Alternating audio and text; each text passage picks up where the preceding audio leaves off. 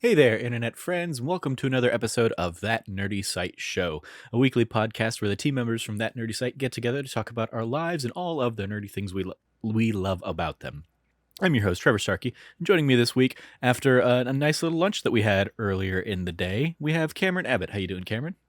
Hey, what's going on, nerds? And what's going on, Trevor? It's good to see you again. Indeed. Yeah, we went and grabbed some sushi earlier. It was like we were going to hang out and grab some ramen, but it is hot as balls here in Arizona, so you adequately or accurately said, hey, maybe it's a little too warm for ramen, so let's do sushi instead. Fortunately, we were at a place that was doing both, so...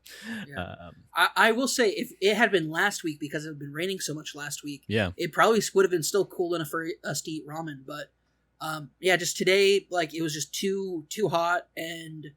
on top of that, it's just, like, I'm real glad because later I ended up having, like, a mini pizza party over at my parents' house with my siblings and my nieces and nephews. And it was just, my dad for Father's Day, got this cool portable pizza oven thing that he got that he's been stoked for. He's been waiting for it for, like, 4 months since Father's Day. And we just made a bunch of pizzas. And it was actually really fun because I realized for the first time, oh shoot, I forgot to put my phone on silent, sorry. And if anybody's wondering, yeah, that is the Metal Gear Solid codec sound. Oh, I barely heard it. It's okay. It's the codec noise from Metal Gear Solid. Mm-hmm. I was like, after watching the kind of funny playthrough of it with Barrett and Mike, I was like, I really want that as like my ringtone because my traditional ringtone is no longer available on my new phone. So, all right. The one that I've used for like the last 5 years isn't available anymore. So it's like, what do I do? But no, but it was nice because like my dad and I don't have too many I wouldn't go as far as to say I have daddy issues, but if you were to be like, Cameron, you might have some daddy issues, I wouldn't be surprised. Like my dad and I, we like it was nice because normally when I was growing up, if he was cooking, it was my job was to stay out of the kitchen, out of his way, and instead this time it was like he had to be out there because the portable pizza oven, it's called a uni pizza oven, and it literally, like, the whole thing about it is it's like a brick oven pizza. A brick oven. It's a brick pizza oven. There we go. That's a better way to put it. Like a brick pizza oven, like they have at, like, really nice pizzerias. Mm-hmm. Like, the stone inside of it and, like, the flames and everything, the condensed heat gets up to, like, that, like, up to, like, 900 and something degrees. It's pretty intense, and... so you have to be there when the pizza's in there so you can turn it. Yeah. So it cooks properly. Or cooks evenly, I should say. So my job was basically when we got a new pizza taken over, my job was to reflour the workspace, take another clump of pizza dough and flour it up and then, put it on my hand and spin it around, like a real pizza man. Yeah, were you throwing it in the air and doing that whole thing?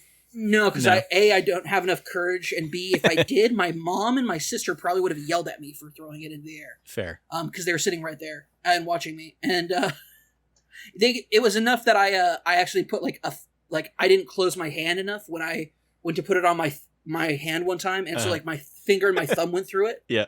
Just like punctured right through it, and so I had to like take it again. I was like, Mom, I need a rolling pin fast. And I had to like re-roll it out to take care of it. But I remember learning how to spin it on your hand from Nick Scarpino from the Cooking with Greggy episodes. There you go. Yeah. So did that, and I was able to get it out. And after I did that for the first one, my dad was like, "Do the rest of them." So nice. My dad and I took turns. We made my favorite kind of pizza, which is a pizza margherita, because of course it is. I am nothing but the uppiest of basic bitches when it comes to. Do I like cheese pizza? No, I don't like cheese pizza. I like a pizza margherita. Yeah. Sounds about right. I was going to ask what you guys ended up doing. If you did the pepperoni, you did veggie, whatever, but pizza margherita, that'll do it. Yeah.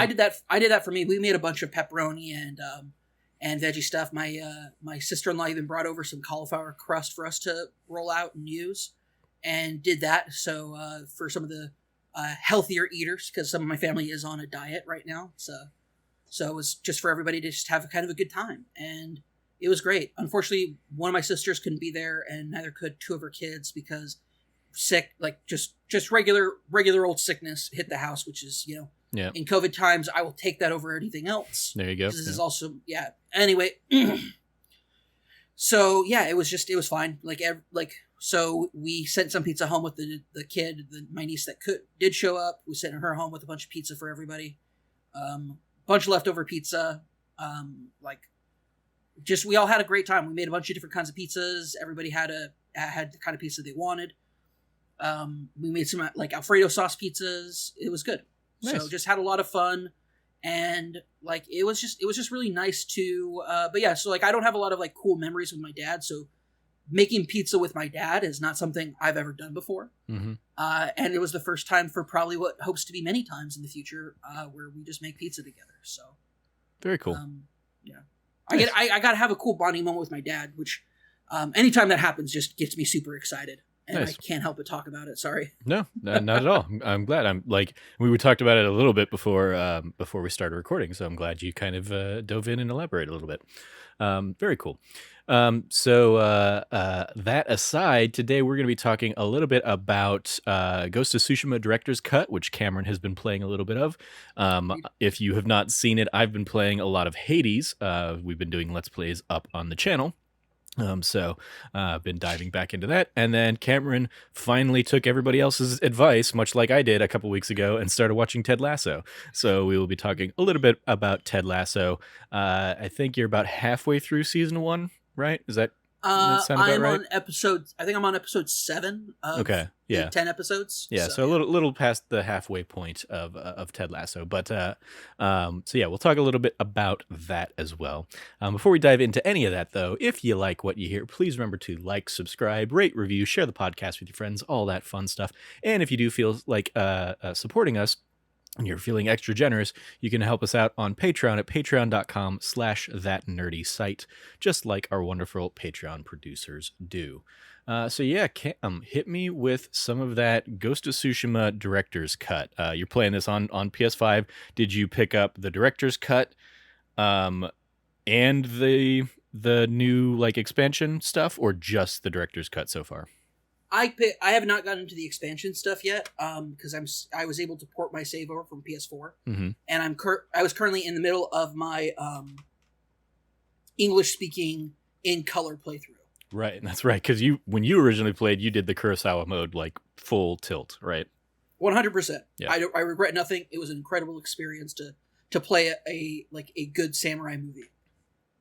Well, I shouldn't say that. Ghost of Tsushima story, I think, is like probably like a solid like B plus samurai film when it comes to like the story of it. Mm-hmm. It has really great moments, but it doesn't reach the heights of like say a actual Kurosawa film or some of the other contemporary like stories of telling like these really cool stories about the complexity of honor and society in a rigid caste system, which is what the samurai the Japanese feudal system was all about. Yeah. So, yeah, it was. It's been fun. Like it was. I booted up Legends, played through some of the introductory stories of the Legends stuff to get used to playing again. Just had an absolute blast playing through this game. Like didn't play it for too long. Only played it for a couple hours. Just because like I have to get through some other stuff that I'm working through to like be done with, and then I can move on to Ghost of Tsushima, and then come September, Deathloop. So cool. Deathloop, Tales of Arise. Oh my gosh, we have so many great games coming out for the end of the year. Yeah, this empty lull that we've been living in has just like afforded us nothing but time, and we've wasted it. We've wasted this time. We're not prepared for the end of the year. I mean, I'm happy with the time I've put into stuff. So hopping back into Ghost, I mean, like, is there in the director's cut in particular, is there like a notable difference? Because I mean, the game was gorgeous on PS4 already, so it's not like it was hurting in any of the visuals department. So has there been any kind of like noticeable like, oh, this was really a step up in the director's cut so far? I would definitely say so. Actually, there is like here's kind of the tough part. When I was playing it before on a PS4, I wasn't playing it on a like HDR monitor. Mm-hmm.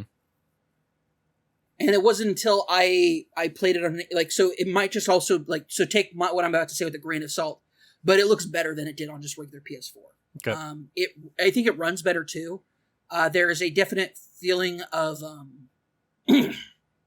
like the animations are better processed and refined, I would say, and by that I mean is moving looks more natural than because sometimes you would be standing still and then go to move and it'd be like a jerk, like you didn't have the sword out and they want to make it look like you are pulling out the sword out of the sheath, but it doesn't always flow super well because you need to have the sword out to do combat.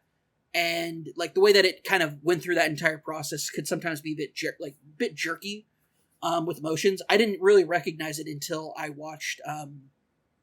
I was watching like a comparison video, but also playing through it feels a lot more fluid.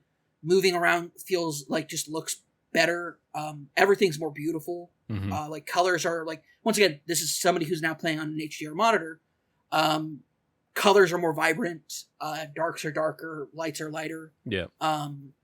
Also remember that I played most of this game. Most of my memories of this game are in Kurosawa mode. You're right. So take that also. So I'm probably not the best person to ask about the comparison, but what I will say is the comparisons that I've seen are very good, and I am a very big fan of the kind of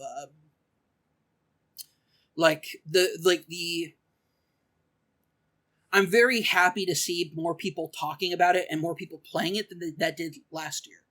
I think that there was a lot of people who heard like, oh, it's actually not that great, or it's not like a need to play game, and I think a lot of people passed on it.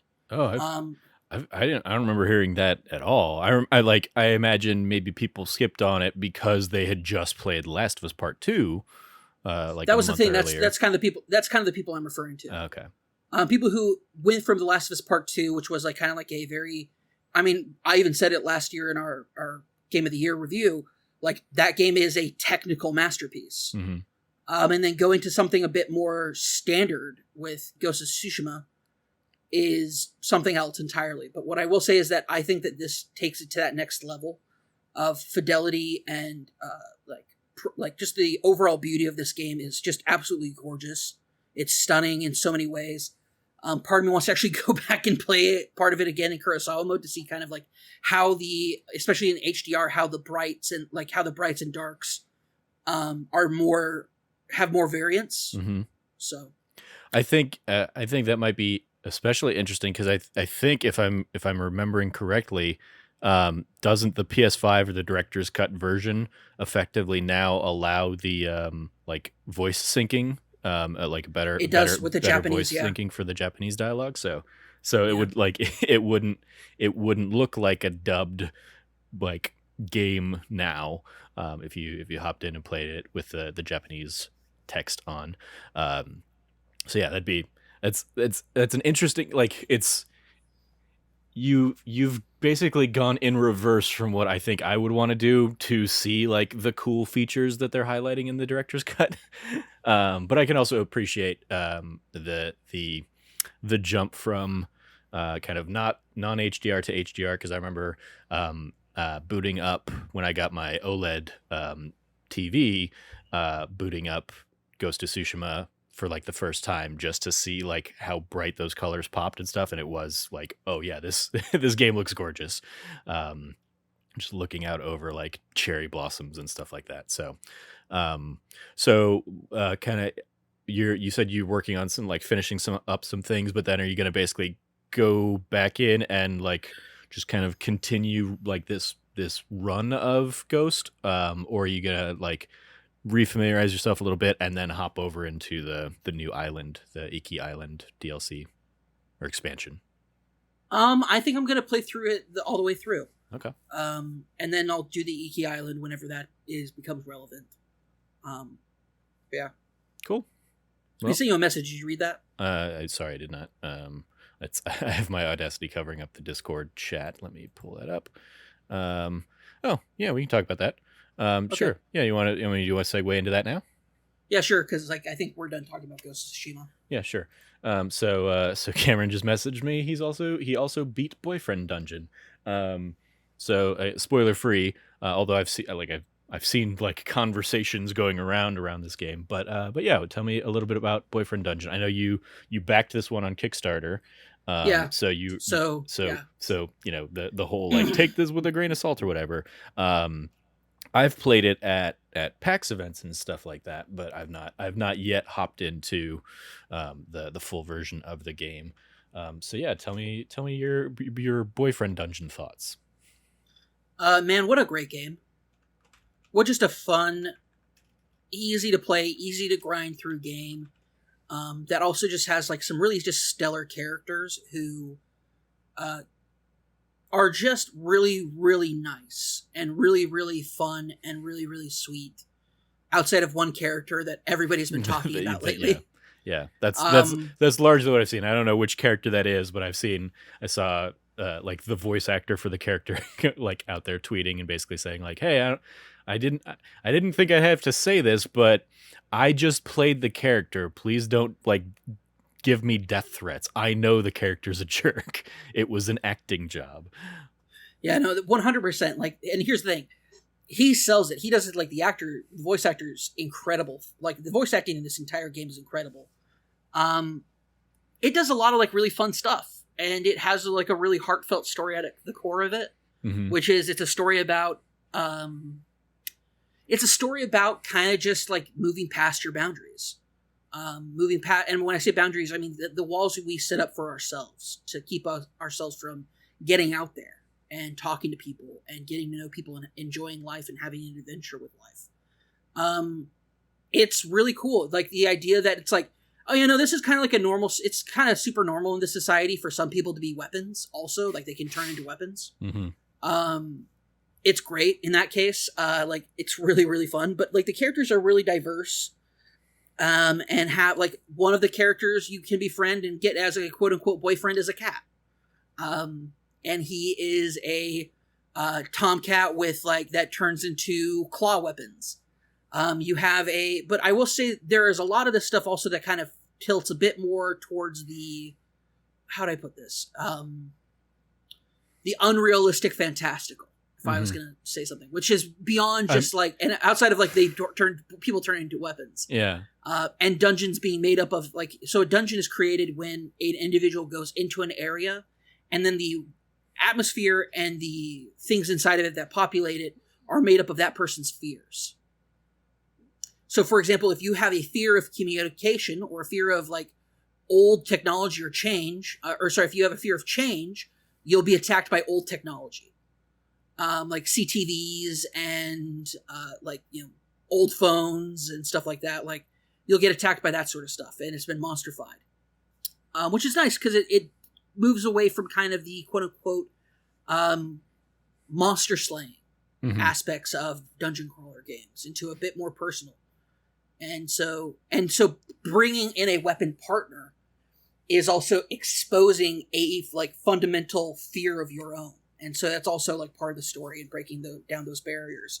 Also, I will say that like I was surprised that the game took a turn to be positive about not polyamory, but dating around. Like not like if everyone that you're dating knows that you only have a short period of time to be there, that you're meeting new people, and like they're very open to the fact like this cannot be a long-term commit, or this is not going to necessarily be at the get-go a long-term commitment. And it's in that aspect it's nice. And at the very end, like nobody kind of turns into this. Like, the ideas of negativity in relationships founded on jealousy are a focus in this game, but it's not done by, like, well, there's this one character that I really liked romancing, but then they became a super jealous, clingy person out of nowhere. Because newsflash, if somebody says that I was in a relationship with this person, and the moment that we started dating seriously, they changed, they became super clingy, and they go off on this long tangent about how that person now sucks. Not saying it doesn't happen, just, take it very skeptically, because a lot of times that's not really what happens.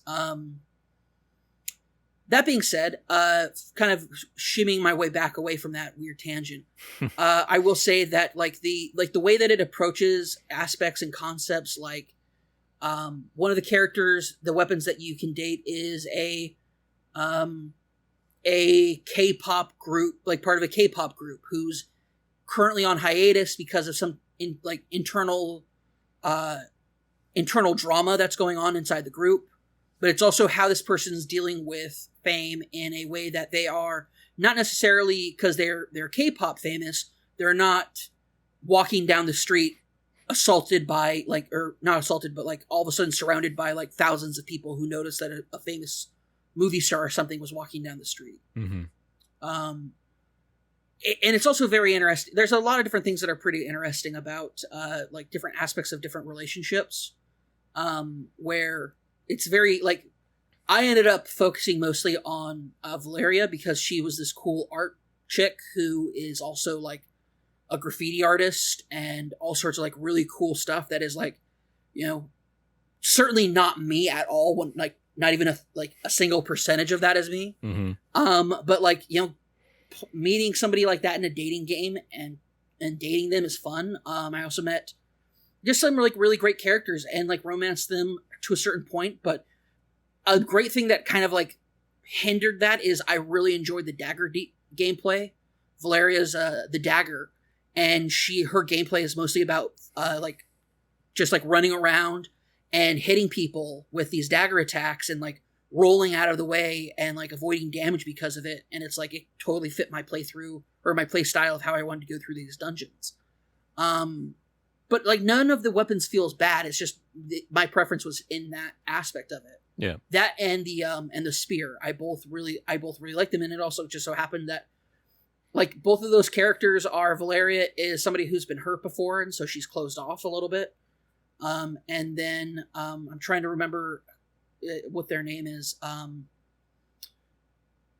Because I just want to call them like here's the worst part. I just want to call them Cleave because that's one of the moves you can do with them, but their name isn't Cleave at all. Mm-hmm. They are a terrific young student who is also new to dating and is also new to dungeoning and everything like that. And they're a college student, so they're talking a lot about, you know, like I don't have a lot of money because I'm a broke college kid, and it's like I can relate for sure.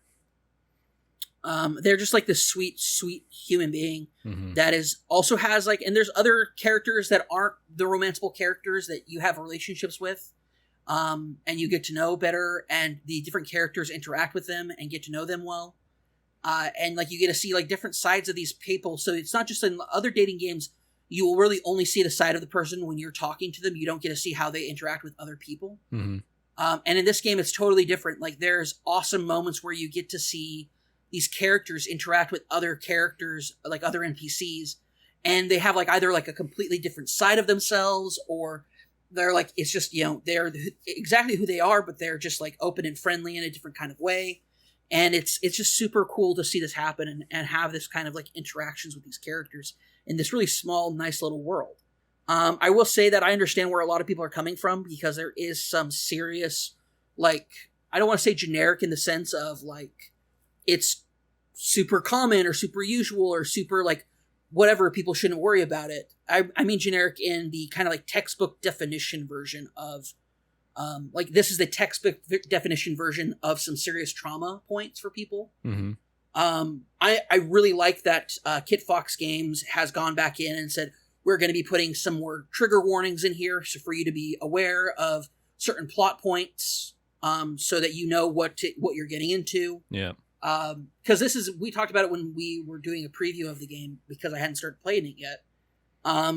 We talked about it as like, this is the game that gives you a trigger warning that that there's a character named Mom who texts you regularly.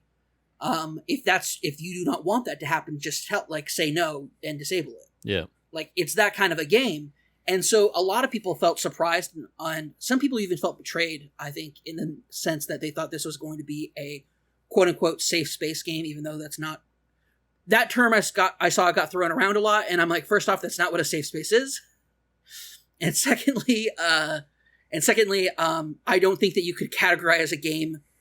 Like, I would say it's a game that wants to give you comfort while you're playing through it, when it's talking about some heavy stuff. Because it does do that. But I will also say that it's a game that, like, I'm really happy to see that a lot of the people behind the game are listening and making adjustments in order to help people feel more comfortable about what the game's content is and be better prepared and warned about it. Because they do go some places with some of the content that, like, gets, for a fantasy game about dating your weapons, it gets to some real places. Mm-hmm. And it goes there real hard and real fast sometimes. Yep. And like the answers to the problems aren't just like, well, I just got to go through this dungeon then. This game is about relationships and what it means to be in a relationship and what it means to, and let me put it this way. It very much, I feel, emphasizes a certain aspect of Immanuel Kant's philosophy of what do we owe each other, in a certain way. Like what do we owe each other? What do we owe other people? And like what don't we owe them? Mm-hmm. Because on certain relationships, especially the relationship that a lot of people have had concerns about and are upset about, that is a relationship that is built upon like what do we owe each other? What do we owe people in our lives, and what do we owe people we care about? And how we go about that and emphasizing that. And in a really great way, I think it touches on that in some very good ways, but also does not go out of its way to put a final nail in the character's coffin as far as like irredeemable or like, or there's just it stops short of going full ham on this being and it keeps the character to allow them to remain a character and not a caricature Mm-hmm. of the tropes and of the trauma, of the traumatic actions. And it does it in a way that is believable, understanding, but also like this character also has to deal with the consequences of their actions in a very real way. Yeah. And it's, in a lot of ways, it's really great. I just have to, I'm just going to be completely honest. I think it's a really great game, but like we said at the top of this, I did back it on Kickstarter. I don't have like a fiduciary interest in it. You may be predisposed to like it because it caught your eye years ago and you were happy to invest in it at the time. Yeah. And 100%. And on top of that, I've been super happy keeping up with it for years. So I've been very careful about not playing any of the demos or anything, mm-hmm. because also I was at those events as press. Yeah. And there is a certain it would, I told you guys back at PAX East when we went there back in 2019, back at PAX East 2019 when I was there with Handsome Phantom. This is when they brought it up. They're like, oh, Cameron, do you want to go see Boyfriend Dungeons? Like, well, I probably shouldn't because I backed it. And they're like, well, that shouldn't be a problem. I was like, well, no, I'm walking in there already predisposed to wanting it to, A, be good, and B, be successful. Yeah. So, I mean, I would say, I mean, you can can manage that at your own level, but in the same way we're having this conversation now, if you had played that at PAX last year, if you had played it and you and I had sat down and done a video about it, I don't think we would have needed anything more than oh, by the way, Cameron also backed this, for whatever that means to you or anybody else. Yeah. And that's really where I come away with it. I don't mind talking about it and praising it and telling people they should buy it and play the game. But also know that I come in with a upfront bias, in which case I wanted to see this game exist so much that I gave them money. Yeah. I mean, it's that's an interesting conversation around where is a line on that, because if I pre-order a game or something like that, should I not cover it in the same way? Or because I mean that's effectively, especially on a game like this that does get the traction, does get the eyes on it, and is probably going to succeed. I typically just kind of consider those as pre-orders. I mean, I did the same thing with sure. Bloodstained or something like that. It's mm-hmm. Or Skatebird. Skatebird's probably the I think the one outstanding game that I've backed that I'm still waiting on at this point. But it's definitely been interesting. I want to circle back to one question. Was it Sawyer? Was that the character's name that you were talking about? Yes, it's Sawyer. Sawyer is, oh my gosh, they are just the sweetest, kindest person, mm-hmm.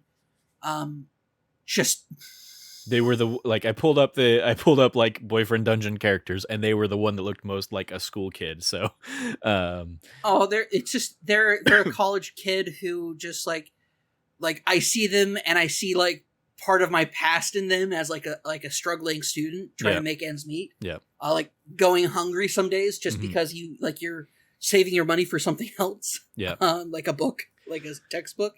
Yeah. Like seeing them in that, and then also like they don't know how to cook. So like when your first date with them is literally teaching them how to make eggs. Mm-hmm.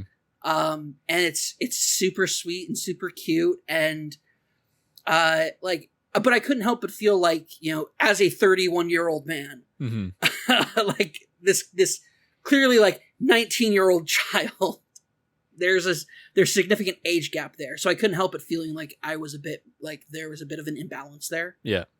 Versus the other relationships where I definitely did not feel that way. Mm-hmm. Besides my relationship with the cat, where clearly the cat was in charge, I was just there to hang out and have fun. Yeah. I mean that cat looks like they are down for business.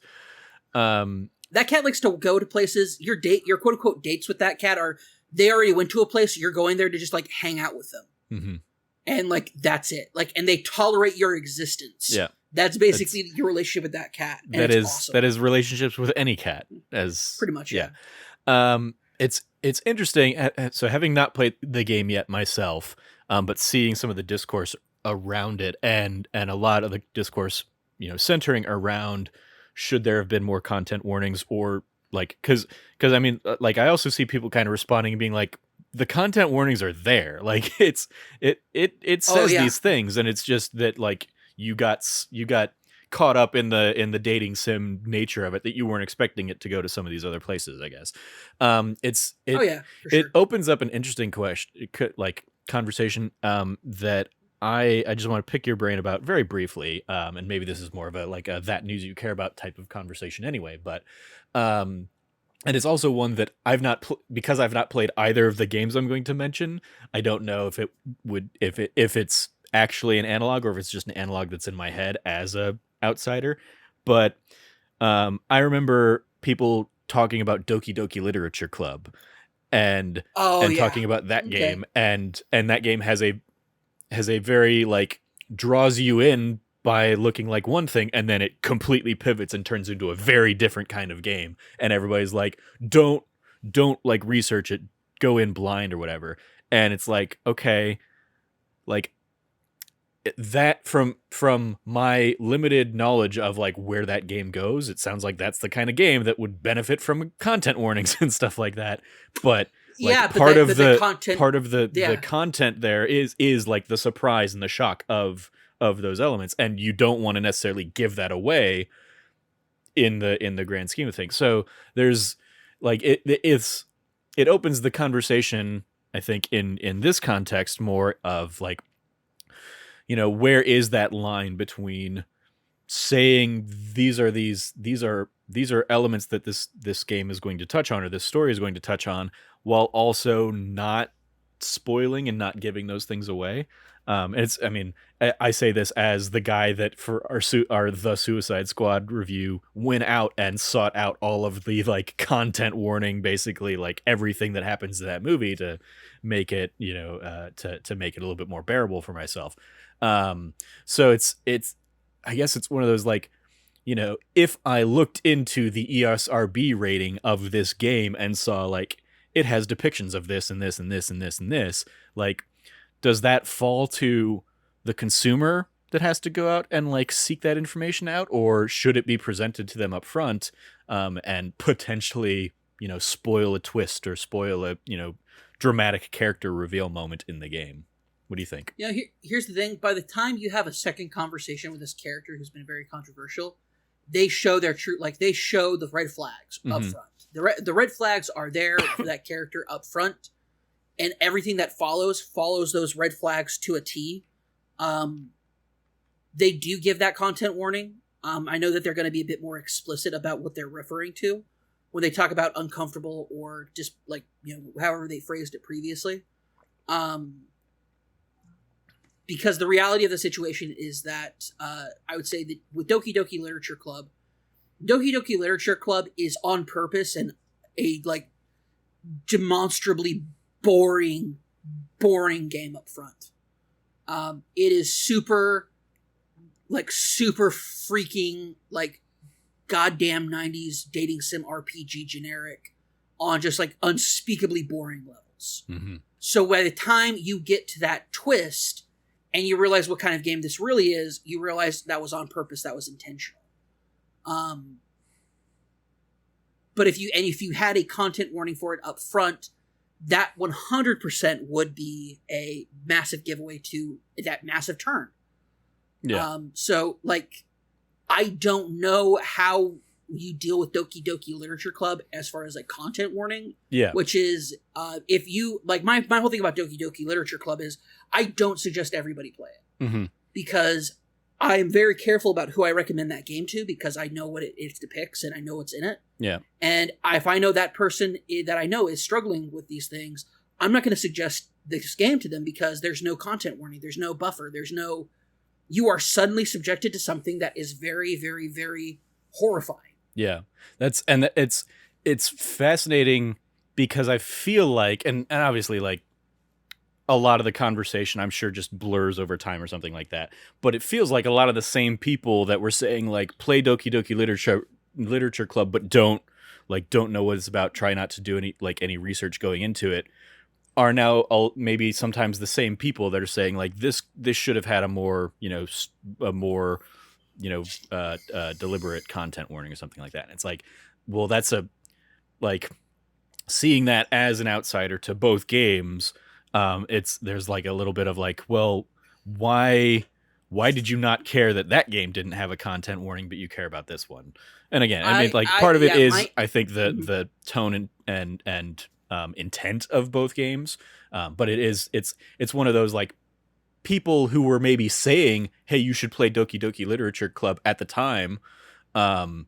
Like, maybe they did tell that to somebody, and then somebody played that game and got super off-put by it because they were triggered by it. Because they were triggered by it. Yeah. So it's just a fascinating kind of, like, I think it's a fascinating thing just in media in general of, like, when do you potentially risk spoiling a thing by providing those content warnings up front versus holding them back or being a little bit more vague about it to not ruin a twist or a specific moment in a game. I will or say, story, any story, really. I will say, I don't think Boyfriend Dungeon will have that necessarily as a problem, mm-hmm. because the content warning that it would give is a more general warning. And if they want to be more specific about it, they could, and it still really wouldn't, quote unquote, spoil anything, because, like I said, red flags are out second time you talk to that character.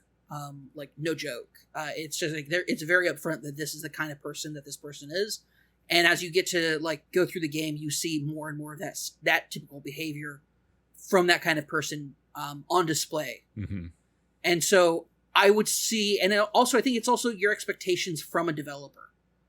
From Doki Doki Literature Club, it was developed by one guy, and the game is designed in a way for a specific intent and purpose, like you mentioned earlier, where a content warning, let me put it this way.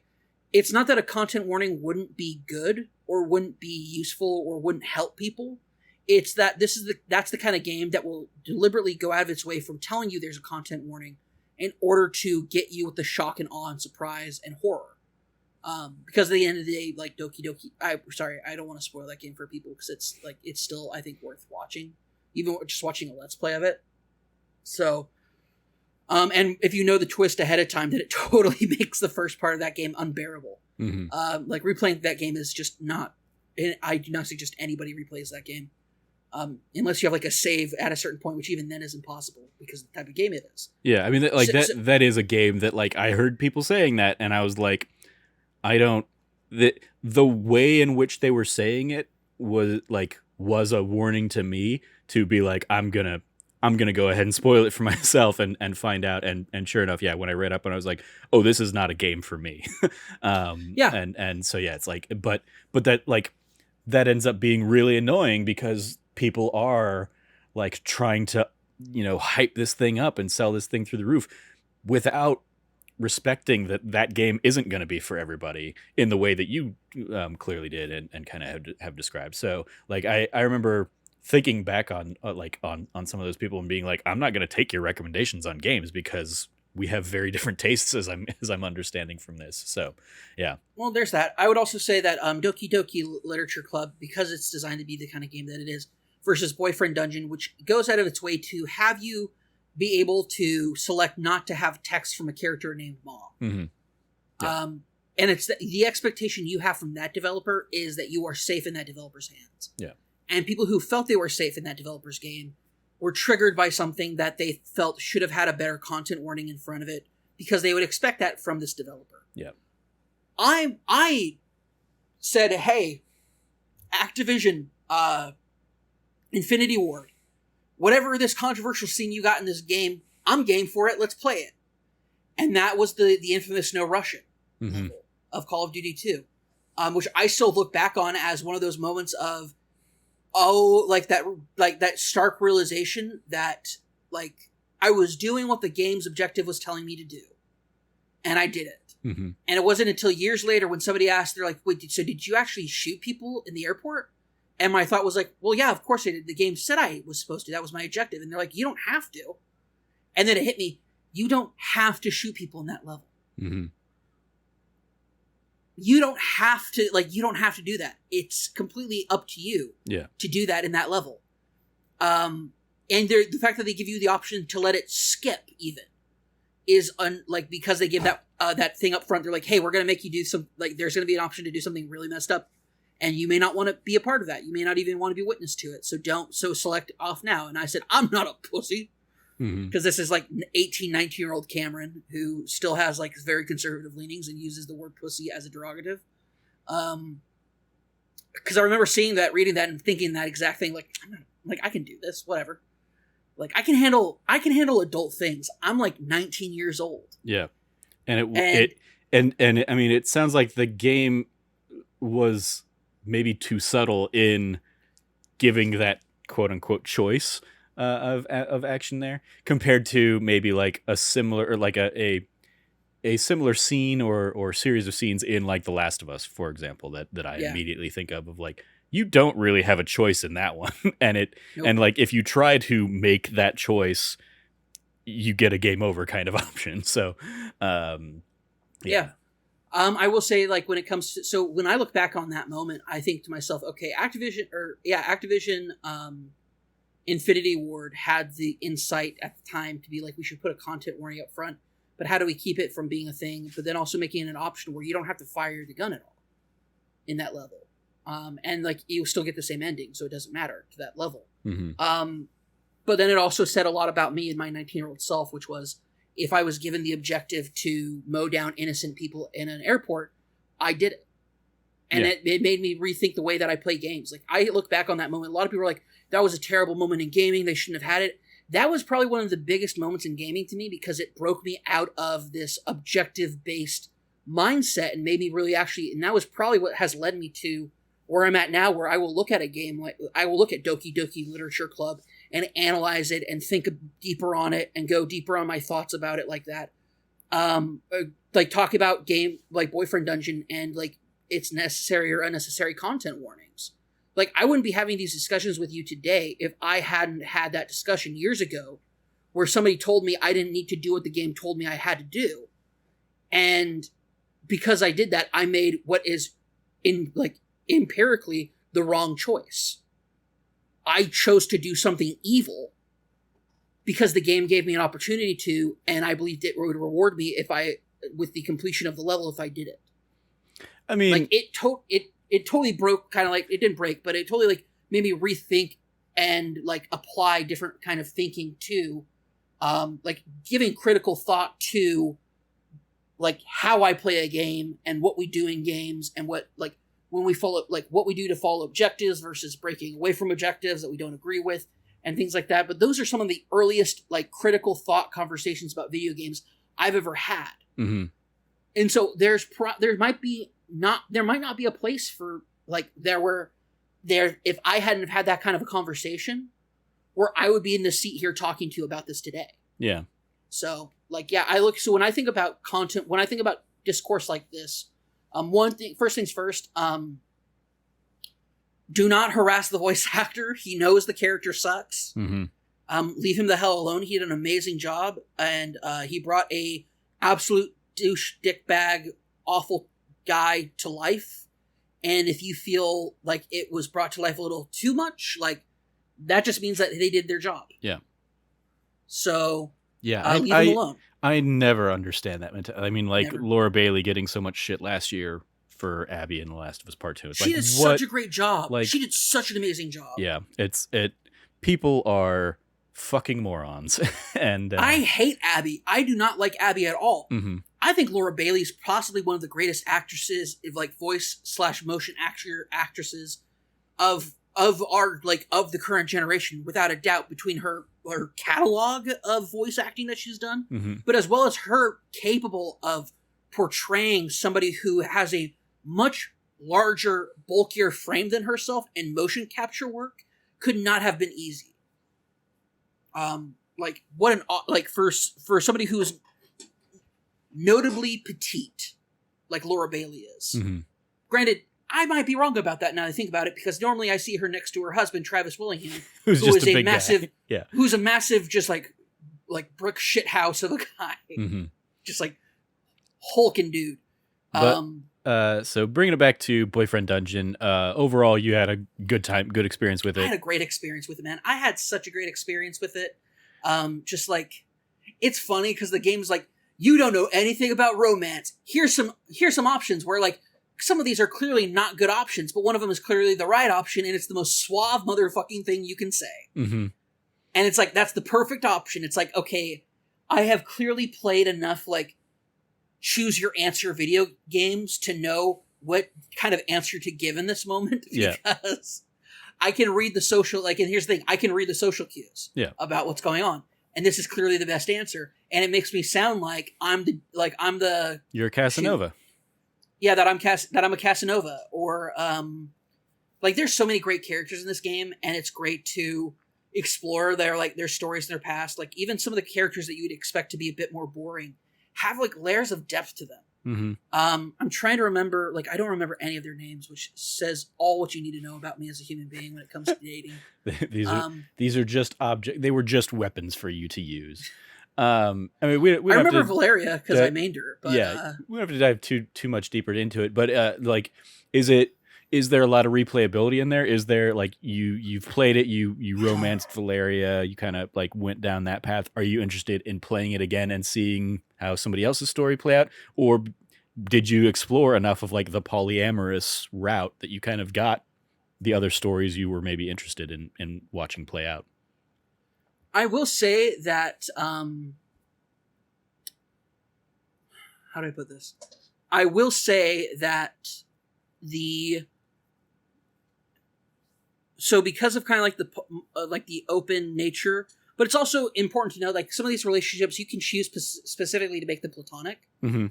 I made that decision with a couple of the relationships where I'm like, I'm clearly not going to date you. I don't think dating you is healthy for me. Mm-hmm. So I'm going to go ahead and just friend you. Yeah. So, I mean, so it's kind of like a Persona game where, like, you got everybody's social links up, and then when it was like, okay, this is the conversation we have where it goes either dating or platonic, and you kind of chose the platonic route for a lot of these people, but 99% of the scenes are the exact same, right? Yeah, I would say, that's the case. Well, sometimes, like, it's difficult. Like, so you still level up your relationships with these characters and kind of the events still play out, I guess. Mm-hmm. I don't know if it's so much... If you only mained one character throughout the game, like I did, it probably would be in your interest to play through it again with other characters as well. But I, like, for my next go-around with the game, I'm definitely going to go just, like, a total polyamorous route and date everybody. And just get that, like, that super... Like, I'm going to get that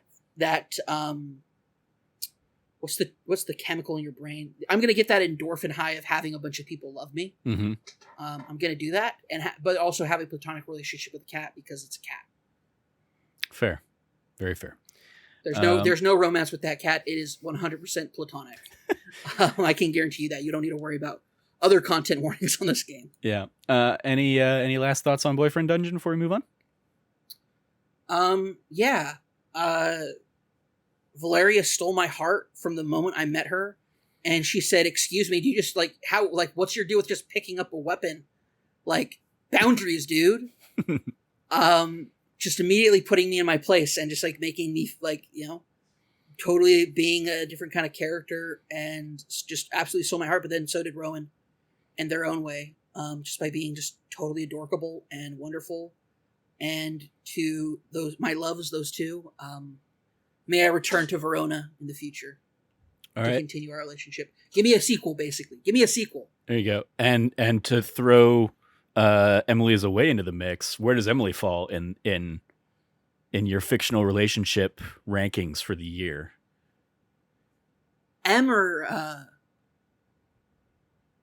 Wait, which Emily? Because I did both routes. Emily. So. I mean, Emily. I mean, or unless you liked Eva better. I mean, I kept a relationship with Eva, so we both basically played that game the same way. We played it through. We dated Emily and watched how that played out, and then we were like, I'm gonna change things for Eva, and then we got that relationship to stick by illicit means.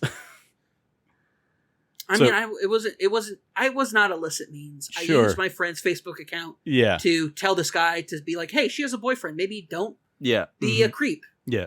Right. You lied about it. Yeah, I know. I did the same thing. I mean, I didn't lie about it. I didn't tell the truth about it, but I didn't lie about it. That's a lie of omission. So where do the relationships from that game rank compared to Boyfriend Dungeon?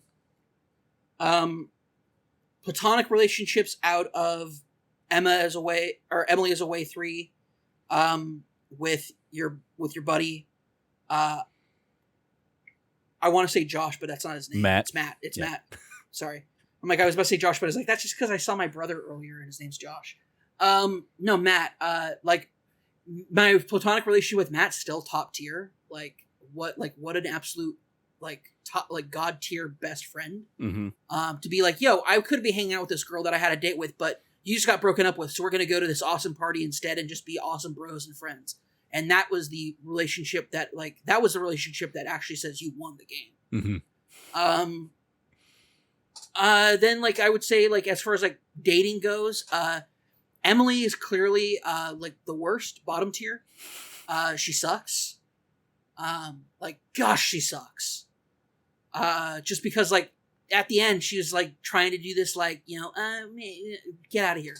I mean, it's interesting for you to say, gosh, she sucks, given that I've seen your Let's Plays. I saw how into Emily you were until the end. 100%. Yeah, up until the end, man. Yeah. 100%. Watch my Let's Plays. You have instead absorbed the Tim Geddes approach to Emily and said, screw Emily, she sucks, she reads books, gross. And now you're just on the Eva train. I loved that she read books. Yeah, I know. I'm just saying that I loved Emily. I dated her.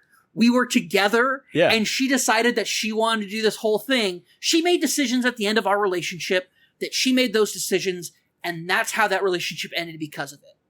Now I got to throw in that we've spoiled Emily as a way, but I mean we've potentially spoiled Emily as a way 3 because it is a choose your own adventure kind of thing. But yeah it's very open. So I'm sorry, I believed in us and thought things were good and we could continue this, and it was her prerogative to want to date somebody else, and she made that decision, and that's on her. I don't have to deal with her in the long run. It's fine. Yeah, we definitely did. We talked beforehand. It was like, oh yeah, it'll be a short show, and then you threw Boyfriend Dungeon in here, and suddenly we've talked for 45 minutes on Boyfriend Dungeon. Out of you're the one that expanded upon it by saying let's compare it to Doki Doki Literature Club and Content Warnings. I mean, because I think it's an interesting conversation around the conversation around the game. 100%. I agree with you. But if you want a short show, you didn't have to introduce another layer to it. Yeah.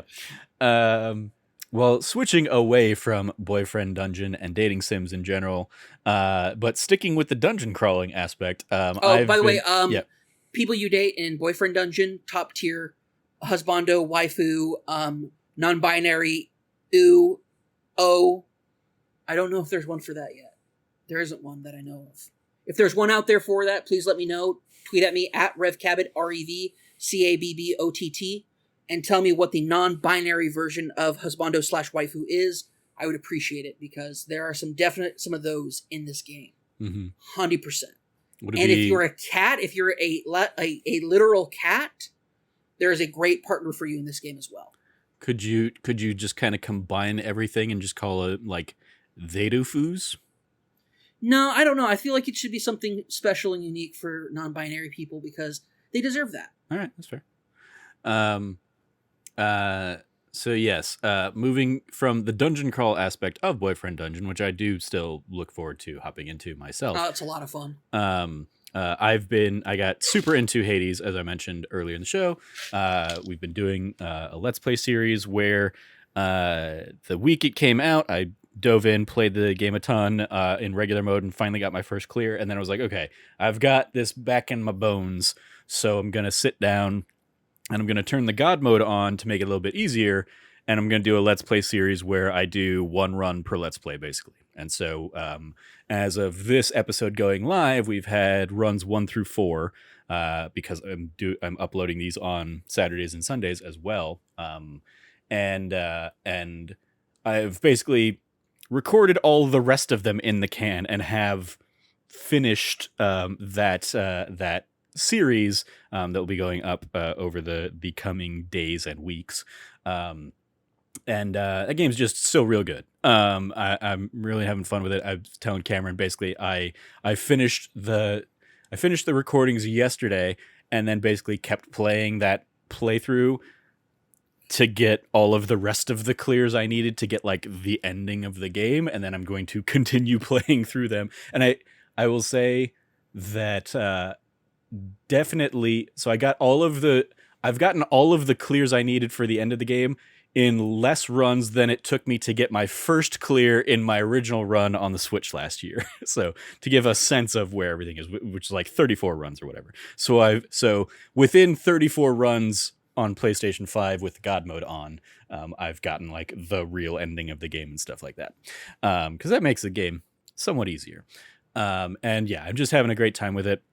Love the story. Love like it is the rare roguelite that grabs me, as I think I touched on like last year when I came up, as well as like in a lot of our Game of the Year stuff. And it's just real fun. And it is there are elements that because I played it entirely on the Switch last year and in handheld mode on the Switch, that like I'm seeing it on my 65-inch TV now, and I'm just being like, oh, there's a lot more details in here, to the point that the lightest of spoilers, but in the Theseus and Asterius fight that you get in Elysium, there's like a fun little running thing where like there's one shade in there that like is your fan, and I always recognize them because they're like red versus everybody else that's green or whatever. And it wasn't until like literally 3 hours ago that I was doing that fight that I realized that he even has a little Zagreus banner compared to Theseus and Achilles banner, or not Achilles, Theseus and Asterius banners around that. And I just had never noticed the banners before. It wasn't until like I finally just saw that today, and I was like, God, they put so much like love and care into this game, and it's just a standout kind of thing, and it makes it like it makes me bummed that like when I tried hopping into Returnal earlier this year, it just did not click for me, and it just there wasn't enough stuff carrying over that I felt like I was progressing run to run in the way that like you do progress in Hades. So I'm just like it doesn't have the roguelite elements that will draw me into a game, and maybe I'll give Returnal another shot by the end of the year or something, but so far I was just like I was so angry in my experience with that one that I was just like, screw this, I'm done. I'm bounced off. And so yeah, like it's been fun. I mean, 2021 has very much been like a game of just like, or a year of revisiting like comfort games. And Hades is one of those. Like I loved my time with it last year, surprisingly. And it's like, because of that, I feel like I obviously have a bit of a leg up going into it this year, and was able to, get those runs through clear because I know, some of the core ideas, and I know which builds work for me and which ones don't and Mhm. stuff like that. So yeah, it's been just a ton of fun revisiting that game, hopping back into it, and I'm like, I think the platinum's doable. It'll be a challenge, but especially since I can do it with the God mode thing on. If I just keep dying and dying and dying, they'll keep giving me a little bit more damage resistance. I think it has like a cap at like 80% or something like that, and I'm only at like 40% now. So it's definitely like a um, it's doing enough already that I'm running into fewer and fewer problems. So I think yeah, I think it's doable. I think like it'll be more about time than anything else, because I think like one of the trophies is like get all of the keepsakes to max level, and I'm like, some of these keepsakes I just never use, but I'm gonna have to equip them and like run through 50 some odd encounters or whatever to level them up. So I'll do that. I'll just kind of throw those on when I'm like, okay, I don't care if I actually clear this run or not. But yeah, just having a ton of fun with that. You put a lot of time into Hades last year, right? And you Yeah. basically like beat the game. You got the epilogue ending we were talking about a little bit beforehand. Mhm. Is that something you're interested in hopping back into, or you just kind of like you had your time with it, you're good to move on? The weird thing is like it's not like I stopped. Mm-hmm. I'm still playing it. Okay. I just play it on my Switch. Like I play it still. Okay. I'm not playing it every day anymore, but like I still pop into it and like do a run or two. Yeah, it's not like, it's funny because it's like I'll hop back into it. It's like, well, hopping back into it's not like it's been that long since I replayed a part of it. Yeah. Like because I didn't unlock everything. Mm-hmm. I still like I can still run and grind for cash to unlock different like perks and benefits of like what I have going on as far as decorations go. Yeah. Like there's still that going on. I'm far from like 100% completing the game. Mm-hmm. It's a super fun game. So I've already hopped back into it several times this year. So it's not like for me. So for me, it hasn't really changed that much. But yeah, no, I love this game. It's a great game. It was my game of the year last year. Obviously, so it's like it was definitely a game that dominated most of our conversations last year. Yeah. I know Ghost of Tsushima won our side award, Mm-hmm. but that's also because like not everybody had played Hades. Yeah, I mean, it was what it was like number 3, I think, 2 or 3 on my list. It was because mine was Final Fantasy VII, Astro, and Hades, and I don't remember if I ended up bumping Hades up or not by the end of everything. But yeah, it was number 1 on your. I mean, it was like overall site wide, it was like in the top 5 easily. And it was just like all of us had played or put some time into Ghost, save Frank, but even Frank like had put enough time into it to give it like a 9th place on his list, and then would go on to say as he played more and more of that game, he's like, oh, it definitely would have gone higher on my list if I'd actually finished it and stuff. And I think Logan was kind of in the same boat for Hades, where he had like just barely booted it up to include it a little bit on his list, but yeah. Yeah, it's a good game, real good game. Well, we don't need to dive too deep into that, but yeah, go check out the Let's Plays. The runs will keep going until I get my clear with Hades, which again is currently uploaded on the YouTube channel. So it's there. Just a matter of when they will actually be scheduled out. So keep an eye out for that. Those go live Tuesdays, Thursdays, and because of just the nature of this series, I've been doing episodes on Saturdays and Sundays as well. So go check out all of those over on our YouTube, youtube.com/thatnerdysite. So let's wrap up then. We talked a little bit about this. I think I may have talked about a little bit a few weeks ago when I sat down and basically binged Ted Lasso, but you are on the Ted Lasso train now as well. I am. I remember what your tweet was basically like. It was one that like I got mad at you at first, and then I saw that you did like a little subversion thing to it. Yeah. So yeah, what are your Ted Lasso thoughts so far there, Cam? So I tweeted out initially, I was like, okay, time to see if this Ted Lasso show is as good as everybody says it is. Mm-hmm. And then my follow-up tweet after watching 5 episodes in a row was, I'm sorry, not 5 episodes in a row, 4 episodes in a row, was Ted Lasso is not as good as everybody says it is. Mm-hmm. It's far better than everybody says it is. It is just a phenomenal show. It's from the minds of Bill Lawrence, who I have mistakenly on multiple occasions credited with the creation of Boy Meets World, which he did not. Yeah. But he did create Scrubs and Cougar Town. And Cougar Town, while it was hit, like very miss and sometimes hit for me, Scrubs I'm a diehard Scrubs fan. It's funny, I had a friend who used to say there are two kinds of people in the world. There are people who think House is better than Scrubs and Scrubs is better than House. Like, those are the two kinds of people. It's like Elvis or the Beatles, Mm-hmm. but for medical television shows.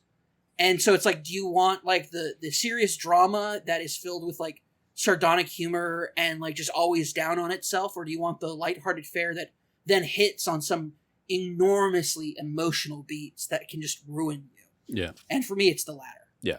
Bill Lawrence is just a master of understanding comedy and between comedy and that drama doesn't have to be dramatic, in a sense of things don't have to be shot around the drama. There is real drama in this show. Like, there is a real, like, people's livelihoods are at stake. People's, like, two guys flew across the ocean from Ohio to come coach this team.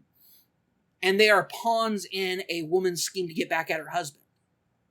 And, like, it's the crux of it's the plot of Major League. But what if the people in Major League weren't just caricatures of ideas about baseball players or concepts about sports in general and stereotypes, but what if they were actually like real people? Mm-hmm. And it's filled with heartfelt, wonderful moments of, there's no like, oh, Ted Lasso, he's got the whole team against him and he's going to turn them over one by one. He doesn't do that. Not necessarily. He applies positive reinforcement to this team and in one of the best episodes ever and some of the best conversations in dialogue in that television show, he sits down with a very, very, very British reporter Mm-hmm. who basically, even though he says there's no way Ted Lasso's it's going to work for him, he cannot help but feel like it's going to feel terrible when it doesn't work out. Like, this is a genuine good human being that we should not be rooting against. Mm-hmm. But even though he'll fail, I'm not going, like, he even says, like, I will not be there to gloat about it. This is a man who really truly believes in the truest sense of sportsmanship. And he puts that above everything else. Famously says, I don't, like, it's not like wins and losses don't mean anything to me. Mm-hmm. It's about getting these young men to be the best possible versions of themselves that they can be. And like for the community. And it's like, it's so great because it comes from a place of, this is a guy who is the kind of person that I think a lot of people in the Midwest are, which is, if you meet them in person, they will give you the shirt off their back. They see you like broken down on the side of the road. They'll pull in, come see what you need help with. They see you have a flat, they're going to hop out, grab their jack, grab their wrench, and come over and help you out. They help you out whatever they can. Or they're like, oh, you're out of gas, cool. Hop in my truck. We'll go to the gas station, get you some gas. Like, that is the kind of like people that do exist. I know they exist. I've met them, but they are also caught up in living in a place where they are the only people. Like, the only people around them for miles are those same people. And so when you ask them to take themselves out of their situation and apply things that they will never experience in their actual life, they have a massive dissonance and disconnect to it, and they're a lot of times incapable of doing so. And then there are people who live out there who are just really terrible, awful human beings. So and I'll be honest, there's no in between. You really are like this wonderful, great Midwestern person, or you're an absolute awful human being who think other people are worth or valued less than you in some level, and you're just an absolute racist dirtbag, prejudicial like monster, who happens to be surrounded by wonderful, terrific people, and they're so wonderful and terrific that you can like just hide amongst them. That's the two kinds of people that live out there, man. I'm sorry. There you go. But back to Ted Lasso. Ted Lasso. Ted Lasso is like yeah. he is that, like, salt of the earth, good kind of guy. He speaks with a lot of, like, aphorisms and stuff like that. I love his aphorisms. Lots of folksy sayings and whatnot. But yeah, he is very much like, out there to be positive for people. And it's interesting when that comes in conflict with people. I mean, like, part of the whole fun premise of the show is like dropping that in, like, notoriously cynical Britain. In the most notoriously cynical part of British culture. Yeah. Football. Yeah. Like, so yeah, there's a lot of fun mining kind of the humor in there. They do rely a little bit too often on, like, well, America does this, but Britain does this or says this or whatever. Like, he's a little, a little too, like, dumb in that regard sometimes, but whatever. It's making the easy jokes sometimes, but I'm all for. I'm all for. I like that. I mean, the star of the show is the relationships, the characters, the dynamics. I mean, the show got it got like 20 Emmy nominations, and like a ton of them are for the cast, because like a whole bunch of the supporting cast members got nominated in the same categories and stuff like that. And it's just cool to see, like, so many of them get, like, a chance to shine because of the writing and the direction of the show. I think is just phenomenal. It has an incredible ensemble. Yeah. The ensemble in this show is from top to bottom incredible. Granted, I'm only 7 episodes in, but I cannot think of a person who was miscast. I cannot think of a person who doesn't fit. I cannot think of a character that does not have an important part of either the team or, like, the community. Yeah. Like, it is wonderful. To the point where they call him, almost at this point, some of them begrudgingly or endearingly call him a wanker. Which is just wonderful. Wonderful, because it's such a, like, calling somebody a wanker is just such a British thing. Yeah. But it's also great because, like, I will also say, like, his ultimate positivity doesn't always go in his favor. Yeah. There's one big relationship that he has that his positivity, is a catalyst for causing him a lot of pain and a lot of torment. And it's, on a lot of levels, it's awesome because it makes for great comedy, but it's also really disheartening because, like, you want this guy to have the wins. Yeah. It's especially, I look forward to seeing, or like talking to you about how some of those elements play out in future episodes. Cause yeah, there's a lot to, like they definitely examine that. It's not just, and I remember I mentioned, when we talked about this a while back ago, I mentioned, like, oh, this, like, the whole premise was, like, ripped from, like, NBC Olympics things. Turns out it wasn't the Olympics. It was, like, when Premier League was, on NBC or something like that. So, but it was still, like, a tie-in. These were basically, like, ads for NBC that Ted Lasso and Coach Beard basically got, like, pulled out of that and put into a series built around them, kind of thing. And that's wild. And that is wild. I mean,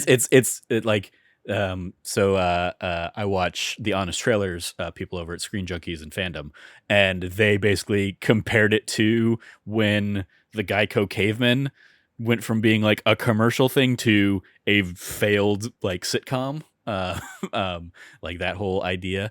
And it's but this is, like, that done right. It is Bill Lawrence coming in and taking that idea and saying, hey, I think there's something here. I think you could play with this whole fish out of water dynamic. And they do it so excellently, so wonderfully. And it is, like, seeing the characters over time open up and be changed by Ted, and see how that changes how they react with one another and how they interact with one another is some of just the most delightful elements of the show. I won't spoil it for you, but like a week ago, 2 weeks ago now, I guess, they did, like, a Christmas episode of the show because of just where it falls in their calendar or whatever. And, like, it hits on like like there are basically three subplots running through the episode, and all three of them are just such beautiful feel good things that are like so quintessentially like Christmas and the holidays that like I saw somebody else say this, and it's basically the same kind of feeling I have. Like, I'm going to sit down and watch that episode of Ted Lasso during the holidays just to like put myself in a good mood. Like, it will become kind of like that required viewing alongside like Die Hard and, you know, Muppet Christmas Carol or something like that for me, where it's like I want to sit down and feel the spirit of the holiday, and they just nail it on every level in that episode. So when you eventually make it up to season 2 and get caught up there, that's, you know, a standout episode that I think you have to look forward to as well. But yeah, I love. I mean, everybody in there is just firing on all cylinders, and I think it's just a ton of fun to see how some of those relationships change over the course of season 1, and I look forward to seeing like you react to some of the things still to come. I we talked about it a little bit at lunch, but I basically gave you like my favorite scene from season 1 is going to be coming up, and it's Ted playing darts, and like I think when you see that scene play out, you'll be like I mean, I hope you'll be like, damn, that is a very good scene. Trevor's like spot on with that. But yeah, it's, I mean, the Trent Crimm one that you kind of touched on earlier, Trent Crimm of The Independent, is another. Like, that's like the way Ted interacts with these people and the way that alters their perspective in a, like, not in like a, you know, not in a earth-shattering kind of way, but like it just gets them to look at something different enough that now they're like, maybe I don't need to be as bitter and angry and cynical.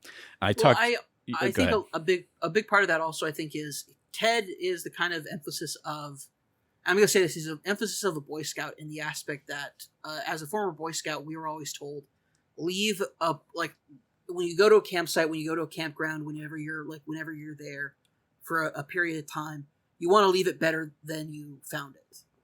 If that means like you make sure like you don't leave any, it's not just not leaving your own trash behind, but it means if you came to a place and it was kind of like, you know, it was kind of like if there was some trash around, if there was some litter, you pick it up and you clean it up. And it doesn't matter if you're there overnight. It doesn't matter if you're there for 5 minutes. You pick up what trash is around there because you want to leave a place better than you found it.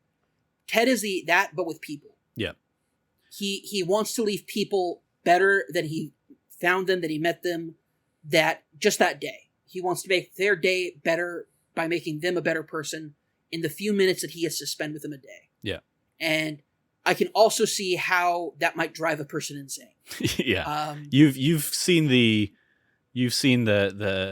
like the not behind the scenes, but behind the scenes behind Biscuits with the Boss, right? Or like rather, you've seen where the biscuits come from. I know, yeah, or I see where the biscuits come from. Yeah, yeah, like that is like I love that element of it, and just like, you know, because she's been searching where he gets the biscuits, and she can't, like, nobody knows where they're from. Yeah, just and so fun. She just gives up and just accepts the Biscuits with the Boss. Yep, we'll just do that, and yeah, like I mean. There's still obviously like tension between those characters, obviously some that Ted doesn't even know about really. But I love that, like, even with that, like he's kind of chipping away at her hard exterior, and like they have some like real true connection moments, you know, at the gala or whatever. Like they had a real good heart to heart conversation. When they're which makes what she does even worse, because she makes a conscious decision to put her goal and ambition over the, like, it's a really great dynamic. Every character in that show has a great dynamic, but especially between Rebecca and Ted, because it's so clear that without even her showing that she believes, like her faking that she believes in Ted is enough for Ted to believe in her. And when Ted makes that realization at the dinner about her ex, and he basically opens it to that guy and postulates it in front of him, and the guy goes, "Wow, I would be a really giant asshole if I did that, wouldn't I?" And Ted going like, "Yeah, you would be." And it's clearly like the innuendo, not innuendo, the subtle. The subtext is the subtext of that conversation. That's exactly what he did. That's exactly what he Ted did. Ted knows it, and Rupert knows it. And Rupert knows Ted knows it and outright admitted, like, yeah, I am that big of an asshole that I would have done that I did that. I did do it because I am that kind of an asshole. Yeah. And when that has like that basic like closed open admission immediately hits you so hard because Ted really gave this guy the benefit of the doubt when he met him. And it just shows that like, no, Rebecca was right about him. He is the worst. Yeah. So it's great. Yeah. I mentioned at lunch that a lot of the like pre-watching Ted Lasso hype that I was seeing from people was similar in the same vein as Schitt's Creek, which I got into like late last year or something like that. And the difference between those two shows was night and day. Like I love Schitt's Creek, but I never need to watch the first 2 seasons of Schitt's Creek again because those characters, like all the, like the family and stuff, very unlikable in those first couple seasons. And the joy is when they turn a corner, end of season 2 into season 3 and stuff and start caring about other people. And so by the end of that series, I loved it. And it was a great, like, wow, I don't think a show has ever like turned me around like Schitt's Creek does. But Ted Lasso is like the end of Schitt's Creek, but just from day one, from the first episode, like you like these characters. They have moments that are endearing to you, even like the bad guy or the bad characters or whatever, the antagonists that you encounter are fleshed out characters, as you kind of touched on. They are like humans. They have real hurt behind why they're inflicting hurt on others or attempting to inflict hurt on others. And it's not just for the sake of being a villain and mustache twirling and stuff like that. And it's fascinating to just see. And I think the like part of the reason this show it has taken off is because like we're surrounded, like especially in a year post this pandemic where we've found out how many people are not willing to like look out for their fellow human. Like seeing a character like Ted, I saw basically somebody out there basically saying Ted Lasso is essentially a science fiction character because he's just trying to be so nice to these people and stuff like that. And it's disheartening that that's that there's a hint of truth to that, but he does he is a character out there that is in the vein of your Mr. Rogers and your Bob Rosses, and it is just like he's trying to be positive, and he and sometimes that does have a negative impact, and he's aware to it to certain degrees at times, and maybe can be a little bit more self-aware of it when he needs to be, but yeah, it's just like I love the character. I love the characters he is surrounded by.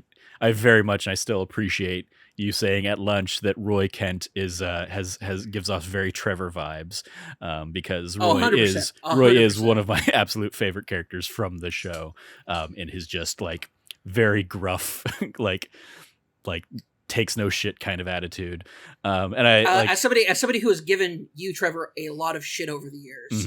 I would 100% like say that it is very much like I'm not saying I'm a Jamie at all, like not the case at all. Yeah. But without a doubt, like you, like it's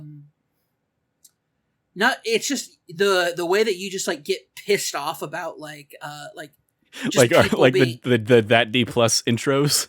Yeah, like the D plus intros, just like a pregnant pause.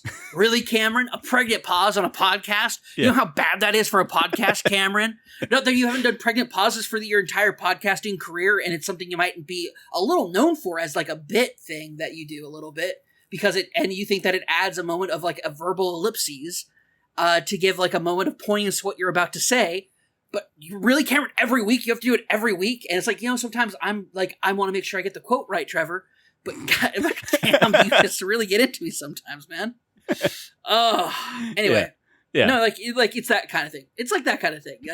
Like, just the moments when you like, and here's the thing. I don't hate it when you go off on moments like that, because I know that most of the time you like, it's funny because the things you go off on are like the most innocuous things that I do. Yeah. Because like the majority of the like really annoying shit doesn't ever even make it to air. Yes. People have no idea about like the annoying shit that I actually do. People probably think that I'm like a great normal person. I'm not. I put Trevor through hell sometimes. It's fun. We have our fun banter. 100%. Oh, it's great. But like that kind of attitude of like just having to do with people's like bullshit sometimes, and just like finally just like snapping on like the most innocuous thing. Yeah. When that happened for him, I was like, oh shit, this guy's like Trevor. I love so like having gotten into the show, I've gone in and watched like a lot of behind the scenes interviews or stuff like that, and the actor that plays Roy Kent, like people are always like, it sucks to be him because he basically can't smile. Like his whole character. So like if he's in a scene with somebody else, he can't break. He can't like play into the joke. He has to, always be gruff and Roy fucking Kent. And Juno Temple, who plays Keeley, really talked about that in one of her interviews, where she's like, yeah, it's always fun trying to make him break because like he gets mad about it because he can't even like smirk or give a little grin. Yeah. What is it? Episode 2, episode 3 with his niece. Mm-hmm. Yeah. Like it's just some of like the absolute best stuff. That's the Trent Krim episode. Yeah. Yeah. Trent Krim episode. It's so good. Because especially, oh my gosh, because he gives everybody books. Mm-hmm. Yeah. And what the fuck's a wrinkle in time anyway? And Trent Krim just comes in with it's a searing, blah, blah, blah about somebody's rise to leadership, being thrust into the role of leadership. He's like, am I the fucking little girl? Little girl. It's like, yeah, I'd like you to be. Yeah. just that like perfect. I'd like you to be is just such a great. And then he's like reading it to his niece as a bedtime story, and then he goes, "Fucking hell!" Like, yeah. Goes into that nightclub and's like, I can't see very well in the dark now, but you want to use him. So, oh my gosh. Yeah. So I don't know which one of you I hit, but yeah, he's just he's so fun, and yeah, his I will like. The niece continues to play a factor in the show, and is one of the elements of the Christmas episode I touched on from last week. That is just awesome, phenomenal. She is adorable. I love her, and her being like, just her just like being like totally like when he's about to leave and he goes, hey, like puts his hand down and out, and she just runs up to him and takes his hand. And it's like it's so great to just see like this like absolutely loving, wonderful like uncle who is just like the gruffest motherfucker. Yeah. And just by like the joy and love that he has for her, and he says she's a stupid kid. But like it's just so good. Yeah, she's an idiot. It's great. It's great. Yeah. So Roy's great. Yeah, we already talked about Rebecca. Dude, Jamie's great. Like he's like an absolute turd of a human being. Mm-hmm. But even then he has his moments where he like actually steps up and actually is a better person. Yeah. And it just like he hasn't like his evolution from interacting with Ted is very different from everybody else's. Yeah. But it is an evolution. Yeah. And it does come to a head at the latest episode that I watched, which has like a very disheartening ending because of the circumstances around it. Not in real life, but in the show, like what's going on. And it's sad, but like Jamie has like some real depth and deep moments. But at the same time, he's also like it's very clear he is a playful person. And even though he can be an absolute asshole sometimes, he doesn't have a whole lot of malice to him. Mm-hmm. There's a lot of that's just kind of like how the way things are. So I go through with it, or like I do it because of that. Yeah. There's very few instances where he does cause malice as an issue. Like especially in regards to Nate the Great. Like there are definitely some maliciousness to his actions in regards to that, but he does come around in the end. Yeah. And it's very, very good to see that journey, because it is a journey of tough love in a lot of ways. Yeah. But it also leads to like one of the best friendships on the show, which is between Ted and Keeley, and they are just their lunch episode because she can't hold anything with like her lion claws that she has on, and so Ted's feeding her a sandwich, and like they're just like eating their lunch while Ted's like and it's like somebody takes a photograph and tries to like make it romantic, but it's the most like platonic like BFF thing ever that I've ever seen. It's hilarious because it's between like a 30-year-old fashion model and a 45-year-old like football coach from Ohio being BFFs. Yeah. And they're fantastic. I love them. I mean, I love kind of their introduction to one another is basically her recognizing that he's trying to like cover up her topless photos or whatever in Jamie's locker, and it's like, oh, this guy doesn't look at me the way other people look at me. That's refreshing. It's refreshing, and she just appreciates his kindness and courtesy. Yeah. Because she herself is a kind and courteous person, so finding a liking person. So when he goes to her for help with Jamie, I love that. I like how he is like the first thing he does is he covers up the nudity in the locker room, which is like I'm like, oh, there's that Puritan work ethic right there. Yeah. Can't have boobies around. But no, it's like he does it in a way that also he doesn't do it in a way that like defaces the photos, like they're still there and it's very clear what they are, but he just does it like the only one that I actually think he like covers up is the one where she's actually nude. I think she has like tassels on or something, but yeah, it's basically like it's a more topless looking shot and he kind of puts tape over it. Yeah. Which is great because he doesn't do it like I can't believe that, like, look at this, like the morals. It's that's just not something that we should be focused on. Yeah. Like that's just not like it's not appropriate for the workplace. What so because you got to finally encounter him in I think the last episode you saw, what did you think of Danny Rojas? Love Danny Rojas. Yeah, he's great. Danny Football is life. Rojas. Danny Rojas. Danny Rojas. Yeah. Rojas. Danny Rojas. Yeah. Danny Rojas is awesome because he's basically like the Mexican Ted Lasso. Exactly. Yeah, he's great. He's great. And also like the whole curse thing around his character and everything. It's like, oh, I knew he was going to be fine. Yeah. It's so good.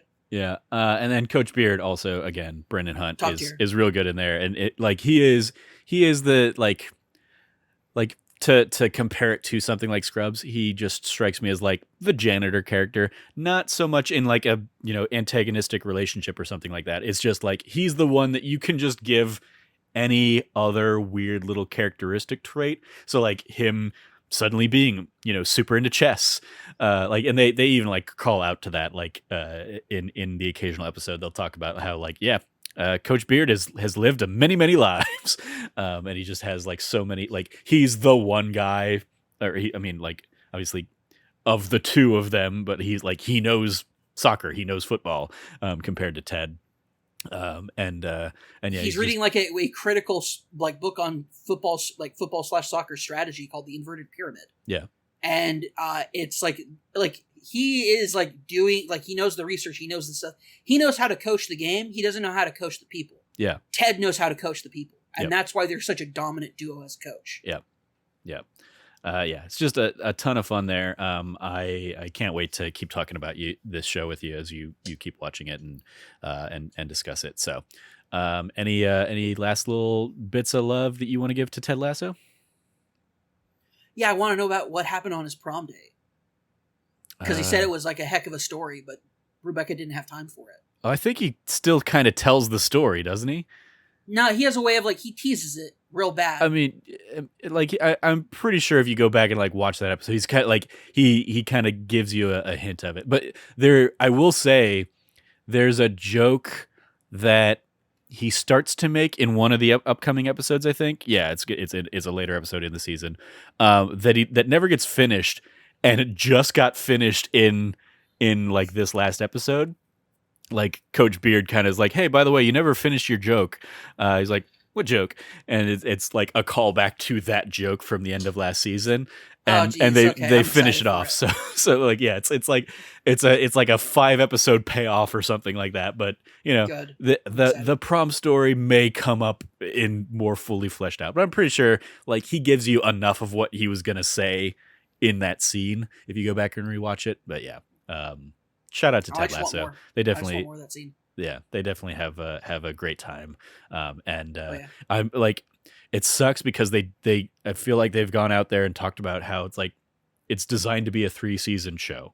Um, and specifically, they've talked about it like, see, they're basically structuring it around like the Star Wars trilogy, and so they're talking about season 2 is going to be the Empire Strikes Back of the series, and it's like, okay, well, well, now I know like a little bit of what to expect for season 2, I guess, but also like I I don't know that I want the show to stop at 3 seasons. Like, I mean, so we'll see if it continues on, but yeah, I it's don't real think it real will. fun. I think it's one of those things that like, so it's interesting because Bill Lawrence, all like he's always wanted his like he always tries to structure things around a 3 seasons, but he's always had contingencies. For example, like in the first, I think it's the first 3 seasons, the janitor doesn't interact with anybody but JD.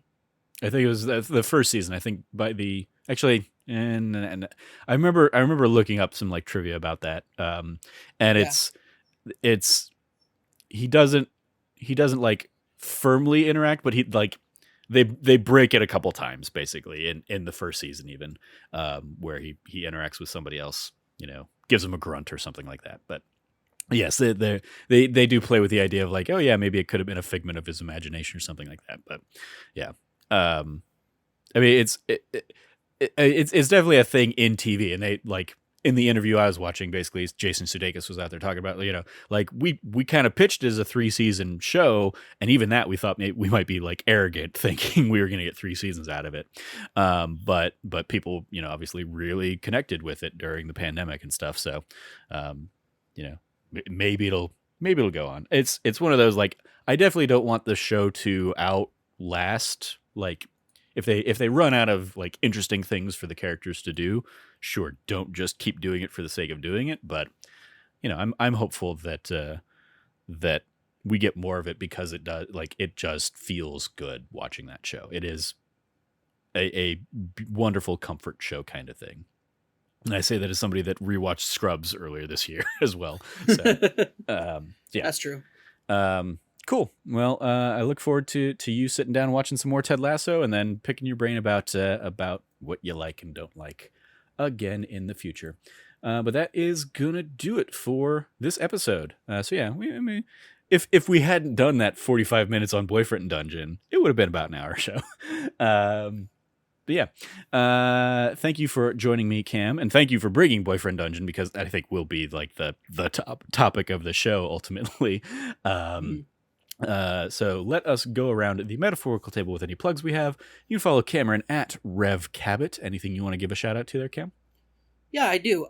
Look forward to these awesome playthroughs of Hades that Trevor's doing over at youtube.com/that nerdy site. They're really awesome. It's just great to kind of see it with PlayStation prompts instead of Switch prompts is fun. But also just like it's just good to see it like a good solid set of runs going on, and I liked it a lot. I've liked the episodes that I've seen so far. Go check those out; they're super fun, and I hope you all enjoy them as much as I have. Thank you. Yeah, it's definitely as like I try and talk through like my decision make, especially because that game is all about risk and reward and what decisions you make and what matters and stuff. So like anytime I get a boon, I look through them and I try and figure out which one's going to work best for me in this build that I'm in. So I definitely try and engage with the the audience that isn't really there for me. But yeah, definitely go check that out. You can follow me at Trevor J. Starkey. I will echo that, but I'll also give a shout out to our Summer of Star Wars on That D Plus show, which is wrapping up this coming week with our final entry, kind of a little bonus episode of the Empire of Dreams documentary on the making of the original Star Wars trilogy. So we'll be talking about that, and then we'll also kind of wrap up the whole Summer of Star Wars thing with all of our like personalized individual rankings, comparing that to like our group ranking for everything. And it's been fun having that like dedicated focused, like I know what's on the schedule every week, and now I got to go back to figuring out what to talk about afterwards for that D plus show. So we definitely have some catch up stuff. Like I want to do an episode on Loki, and eventually we'll do like an episode on What If and stuff. But yeah, go check out those episodes as well as anything else we do on the YouTube / on our podcast feeds. You can go check out all that stuff. I did revamp the YouTube like the YouTube homepage for youtube.com / that nerdy site, where I basically added some new playlists in there, kind of grouped everything together. So like, if you want to just watch our Star Wars That D Plus shows, there's now a playlist for that. There's a playlist for like the Marvel centric ones. I think I did a playlist for the Disney Channel original movie ones. If you want to look at solely those, I don't have one for like the really weird Irish ones because that's only Darby O'Gill. But if we end up adding more, I might create a D Plus playlist about that as well. You didn't include Artemis Fowl in that one? No, I did not. Oh God, I forgot about that one. I could watch. I could create one for like, don't watch these movies. And throw Hey, don't Artemis put Darby Fowl O'Gill on. in that one. No. That's what I'm saying. Okay. Is just throw Artemis Fowl on that one. Yeah. And probably some of the Disney Channel original movies, like Up and Away. I really did not like Up and Away. that was a real rough I remember liking it a lot as a kid, and when we rewatched it, even though I wasn't able to make the show that week. Yeah. Holy crap, did that movie not hold up? Yeah. It was real rough. Anyway, yeah, go check out all those over on youtube.com / that nerdy site, or on our podcast services, not our podcast, on podcast services. That's where you can find That D Plus show, That Nerdy Site show, like this one, or That News You Care About. Find out all that stuff everywhere. You can follow all of us over at That Nerdy Site, or go to thatnerdysite.com for all the latest from us. Once again, if you liked what you heard, please rate, review, like, subscribe, maybe even consider supporting us over on Patreon, patreon.com / thatnerdysite, where every patron gets early access to a monthly bonus episode of this show. This month's early access episode is me, Cam, and Frank talking about kind of the 2021 Game of the Year watch so far. So you can go check out that if you are a Patreon supporter at $1 or above. Or that'll go live for everybody here at the end of August, which means next week we need to sit down and figure out what we're going to record for the September early access episode. But yeah, thank you for joining us. As always, stay nerdy and be good to each other.